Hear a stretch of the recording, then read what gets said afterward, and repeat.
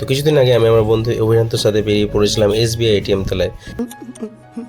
হ্যাঁ, কারণ বন্ধুর এটিএমে কিছু প্রবলেম ছিল, মানে এটিএমটা কাজ করছিল না। তাই আমি দেখতে গেলাম যে ব্যাপারটা কি, দেখা যাক।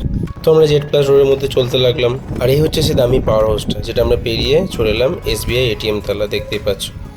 ব্যাস ঢুকে ও এটিএমটা ভরে দিল, যেমনভাবে স্টাইল আর কি। এরপর আমি দেখতে লাগলাম যে কোথায় প্রবলেম। এদিকে কার্ডটা ক্যাপচার করেও নিল, তাহলে প্রবলেমটা কোথায়? এভাবে দেখতে দেখতে দেখছি কার্ডটা কাজ করতে লাগলো। আমিও অবাক হয়ে গেলাম, ব্যাপারটা কি হচ্ছে। তাই আমি বললাম আমার প্রথম থেকে করে দেখ। এদিকে সেকেন্ড টাইমও করছে, সব স্টেপ পর করতে লাগলো। তারপর দেখছি কার্ডটা ডিক্লাইন মেরে দিল। তাই আমি বললাম কিছু ভুল হতে পারে, তাই একবার লাস্ট মতো আবার একবার ট্রাই করে দেখ। তারপর আমি শক, টাকা বেরোতে লেগেছে।